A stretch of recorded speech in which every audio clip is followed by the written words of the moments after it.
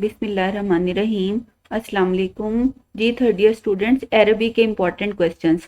Question number 1 है, Araby by James Joyce is a story of conflict between unreality and reality.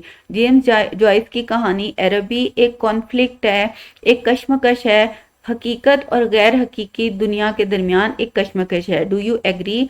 अच्छा, question number 2 है, do you think the protagonist runs after shadows? Discuss.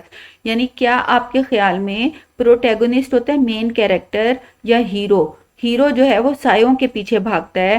Discuss करें। Question number 3 है, the अरबी ends in extreme anguish and anger of disillusionment. अरबी खत्म होती है, disillusionment होती है, हकीकत जाहिर हो जाना, आपके ख्वाब, आपके तस्वुरात, आपके ख्याल टूट जाना।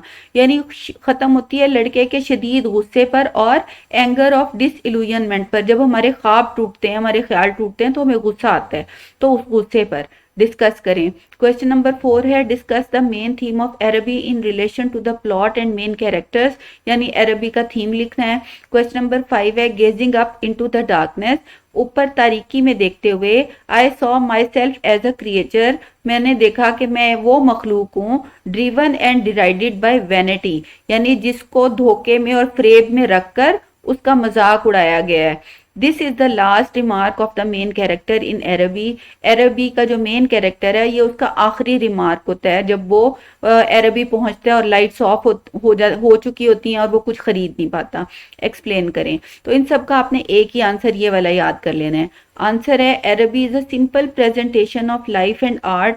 अरबी जिंदगी की और आर्ट की एक सिंपल प्रेजेंटेशन है, सादा सी प्रेजेंटेशन है।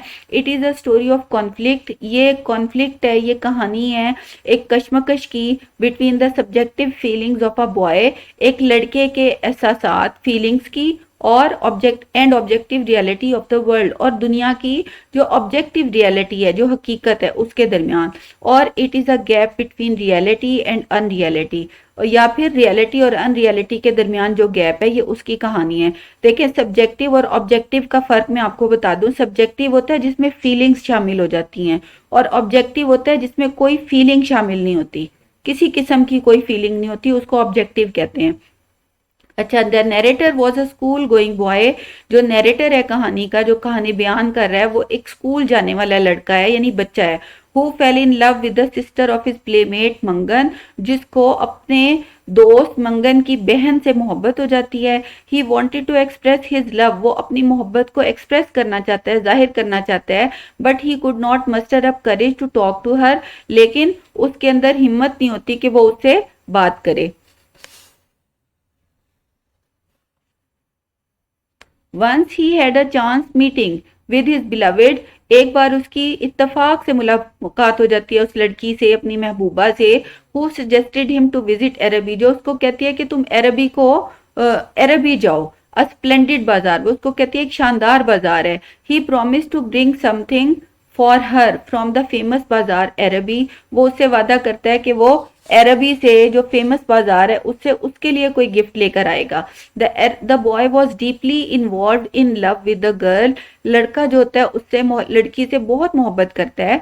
He was merely running after shadows. वो सिर्फ सायों के पीछे भाग रहा होता है। His impatience is evident from these remarks. उसकी जो बेसब्री है, ये जो उसके वो हैं इमोशंस हैं, वो इन अल्फाज से साफ जाहिर हो जाते हैं। एविडेंट का मतलब है साफ जाहिर है। My body was like a harp. मेरा जिस्म एक हार्प की तरह था। हार्प एक म्यूजिकल इंस्ट्रूमेंट होता है, एक मौसीकी का आला है जिसको बजाते हैं, जिसकी तारें होती हैं और वो तारें बजाते हैं तो म्यूजिक बजता है। And her words were like fingers running upon the wires. और उसके अल्फाज उन उंगलियों की तरह थे जो उंगलियां उन तारों को छेड़ती हैं और म्यूजिक बजता है। वंस इन, ये वो लड़का कहता है, once in a rainy weather, एक बार बारिश का मौसम होता है। He could not suppress his emotions. वो अपने इमोशंस को दबा नहीं पाता, सप्रेस नहीं कर सकता। एंड सैड, और कहता है ओ लव मैनी टाइम्स, और कई बार ओ लव कहता है। He could not buy a gift for her from the bazaar. वो बाजार से उसके लिए गिफ्ट नहीं खरीद सकता। He took this incident upon his heart. वो अपने दिल पे ये बात ले लेता है। एंड बिकेम एक्सट्रीमली फ्रस्ट्रेटेड, और बहुत ज्यादा मायूस हो जाता है। He stood mentally and emotionally as dark as the Araby itself. वो अरबी, जैसे अरबी खुद था, बाजार खुद था तारीक बिल्कुल अंधेरे में डूबा हुआ, इसी तरह वो खुद भी मेंटली और इमोशनली बिल्कुल अरबी की तरह डार्क हो जाता है और तकलीफ में आ जाता है, क्योंकि जब वो वहां पहुंचता है तो बाजार बंद हो रहा होता है और वो कुछ खरीद नहीं पाता उसके लिए। Gazing up into the darkness, तारीकी में देखते हुए ऊपर, ऊपर के हॉल की लाइट्स पहले ऑफ हो जाती हैं, ऊपर पहले अंधेरा हो जाता है।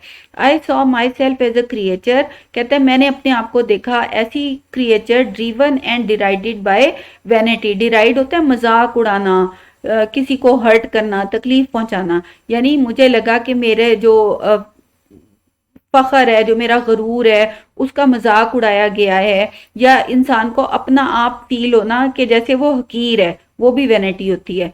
तो उसको लगा कि वो हकीर है, उसकी कोई वैल्यू नहीं है, उसको बहुत तकलीफ होती है जब वो कुछ खरीद नहीं पाता। He felt himself as a creature who is driven by vanity, यानी वो इस तरह का इसलिए फील होता है, फील करता है ओइंग टू थ्री रीजन, तीन रीजन हैं इस बात की। That is first of all he suffer due to his sentimental love affair.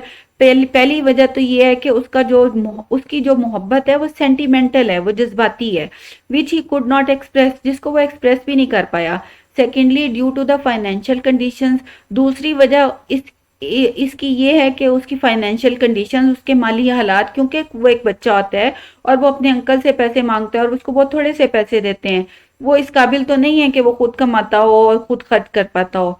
अच्छा, and thirdly due to his reaching quite late in the bazaar, और तीसरी वजह ये है कि वो बाजार में बहुत देर से पहुंचता है, when it was about to close, जब वो बंद होने वाला होता है बाजार। The writer minutely reveals different shades of the pre adolescent love, जो मुसन्निफ है बहुत अच्छे तरीके से, बहुत डिटेल के साथ, जो प्री एडोलिसेंट लव है, यानी जो बालिग होने के बाद जो मोहब्बत होती है, जवान होने के बाद जो मोहब्बत होती है, उससे पहले की जो मोहब्बत है, ये लड़कपन की है, यानी बच्चा अभी पूरी तरह बड़ा नहीं हुआ कि उसकी ये फीलिंग्स जो हैं डेवलप होना शुरू हो गई हैं, which is imaginative, idealistic and non realistic. अच्छा, ये जो मोहब्बत है ये इमेजिनेटिव है, यानी ख्याली है, आइडियलिस्टिक भी ख्याली होती है, एंड नॉन रियलिस्टिक भी ख्याली होती है, यानी हकीकत से जिसका कोई ताल्लुक नहीं है। सच अनरियल एंड इमेजिनरी लव, इस तरह का गैर हकीकी या ख्याली जो मोहब्बत होती है, always meets failure and frustration, यानी हमेशा इसका जो अंजाम होता है वो फेलियर और फ्रस्ट्रेशन होती है, यानी नाकामी होती है और ना उम्मीदी होती है। तो ये आपने जरूर याद कर लेने हैं, ये इंपॉर्टेंट है। Thank you.